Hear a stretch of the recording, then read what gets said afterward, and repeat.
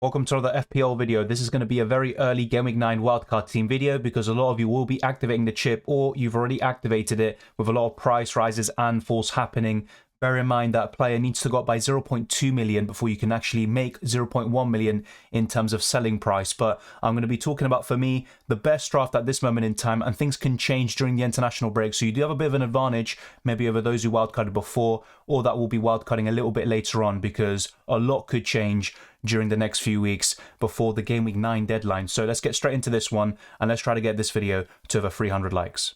As has been the case for the last few wildcard videos, I would go for Pope and Ward. If you need that extra 0.1 million, then just go for Iverson, because in most cases you probably don't want to play Ward anyway, but it's not a big deal. If you have the extra 0.1 million, go for Danny Ward if you can, because it looks like he's going to start against Spurs today, and also he will be the main starting keeper for the weeks to come as well, as long as Brendan Rodgers is in the job. Nick Pope is still the best goalkeeper for me. Newcastle's defensive stats aren't that great, but they do have some great fixtures, and even though you might not see too many clean sheets, Pope can still get some decent returns with the saves and bonus points. And then you look at Henderson and Nottingham Forest are awful defensively. They're conceding 2 or more goals every single game, it seems. And then you look at the other alternatives. Sanchez has some tough fixtures, but he's still a good option if you want someone a bit cheaper. And then you have maybe the 4.5 million options like Leno. I don't trust Fulham defensively at all. I said this in the streams recently. But maybe one alternative, apart from Sanchez, is going for someone like Gaeta from Crystal Palace, who has some great fixtures from Game Week 10 onwards.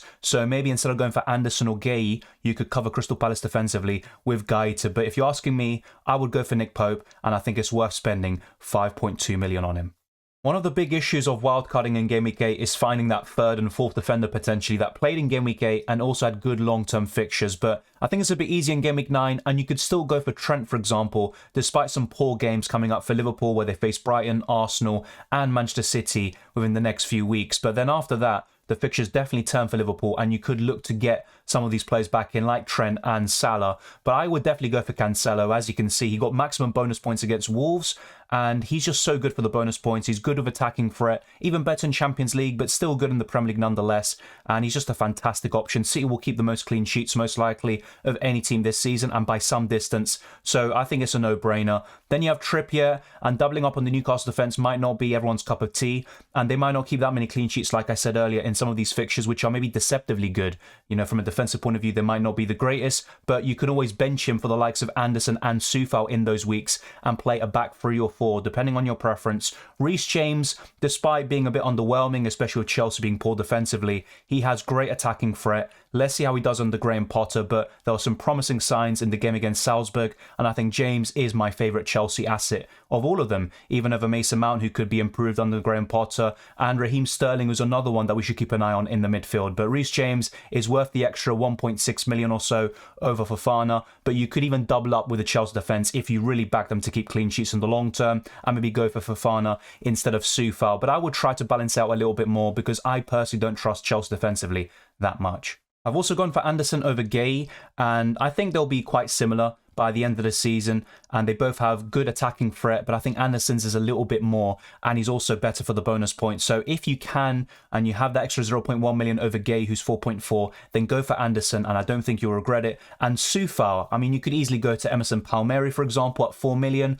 or you could go to another 4.1 million defender like Patterson, or you could also go for Nico Williams. But I think if you have the extra money, go for Soufal. He's going to be more nailed on than Emerson Palmieri, and he's got a bit of attacking threat. And West Ham have some pretty good underlying numbers defensively. They just haven't been able to convert them into clean sheets. So I think you'd be pretty set. You've got squad depth as a result. If you're not a big fan of having maybe too many benching headaches, that's completely fair enough. Maybe go for Emerson Palmieri instead of Soufal, and you'll be sorted. But just bear in mind, Emerson's a 4 million option, and he's not going to start week in and week out. In the midfield, I'd still go for Martinelli. Let's see how Rashford does in terms of his recovery from his injury. But Martinelli is the best around 6.5 million and under, in my opinion, and I wouldn't go for anyone else. He offers insane value. He does blank in Game Week 12, and he has some tough fixtures before that. But Game Week 11 against Leeds looks really promising, and I think in the long term, he's a fantastic option up until the World Cup. Then you have Zaha, who from Game Week 10 onwards has fantastic fixtures, and he's also got the third most goals of any player in 2022, and I think he could actually improve on that. Haaland will probably overtake everyone at this point. He's already got more goals than Salah in this calendar year, and he's only played 7 or 8 games, which is absolutely insane, by the way. But I would go for Wilfried Zaha in the midfield. And Kevin De Bruyne, he got a bonus point and 10 points overall with 2 assists against Wolves. He's a fantastic fantastic option, and for me, he's the second best premium in the game, although there's a debate certainly to be had between him and Harry Kane. Haaland's the undisputed number one, but De Bruyne is just so good, and I really like this kind of structure with one premium midfielder and one premium attacker rather than two premium forwards. Let me know your opinions, and I could also show you at the end of this video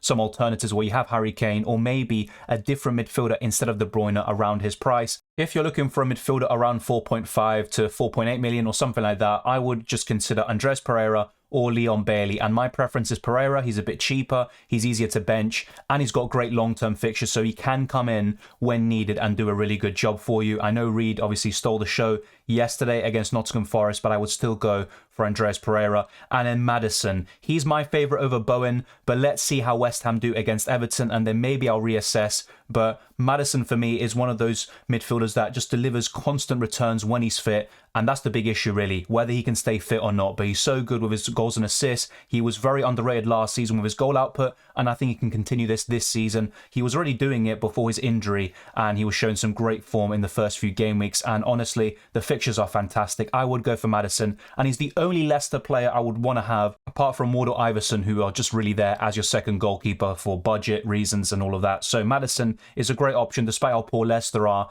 And if you're not too keen on him, that's fair enough. You could maybe go for Saka as well. Just bear in mind, you don't want to have too many Arsenal and City players and a triple up in both teams when they both blank in Game Week 12. That fixture won't be going ahead between Arsenal and Manchester City. Let me know what you think of this midfield. Would you go for Raheem Sterling instead of De Bruyne, for example? I want to see your thoughts. And now let's move on to the forwards.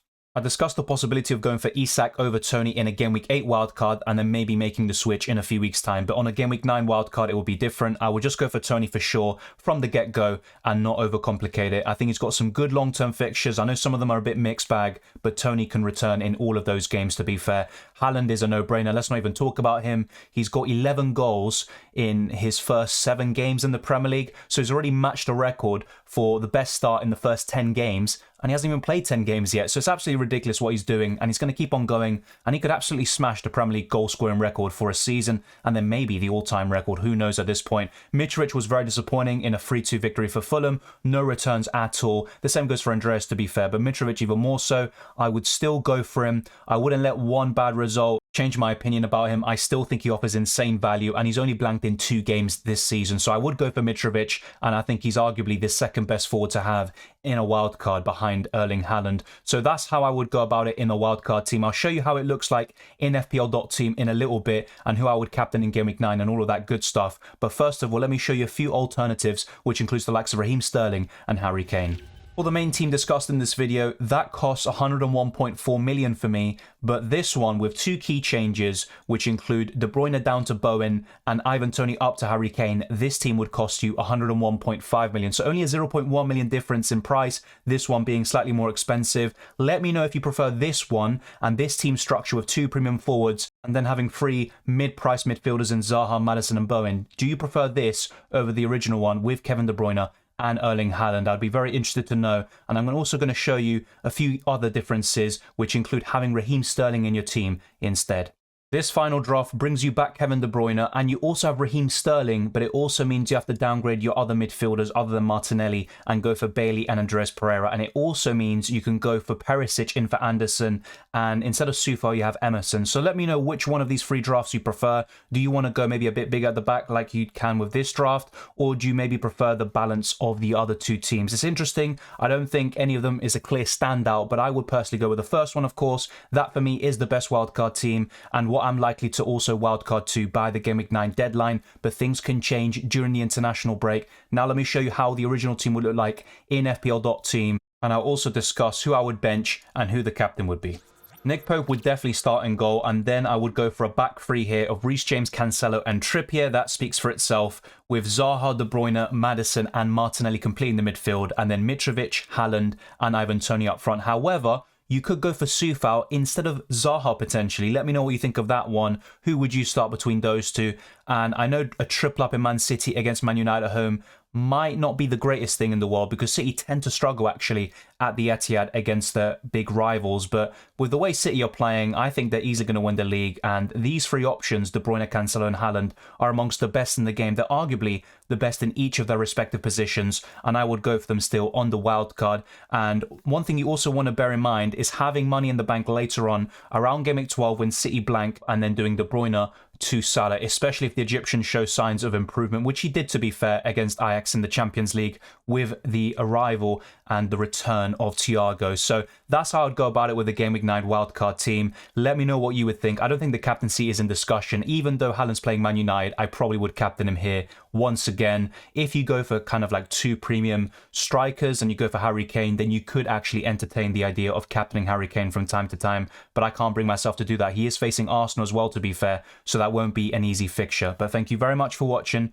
If you enjoyed this video or found it useful, be sure to smash the like button and subscribe if you're new. Let's get this video to over 300 likes, and we're very close to 15,000 subscribers, so let's keep on pushing. We can reach it very, very soon. You can follow me on Twitter and Instagram, DylanRCM, and you can also check the links in the description below, including the Patreon and the channel memberships, the Discord server and the FPL League. All of that is there. Thank you to all the new channel members and supporters, patrons and subscribers over the last few weeks. The growth has been absolutely exceptional, so thank you very much. I wish you all the best of luck for Game Week 9 and the rest of the season, and I'll see you next time.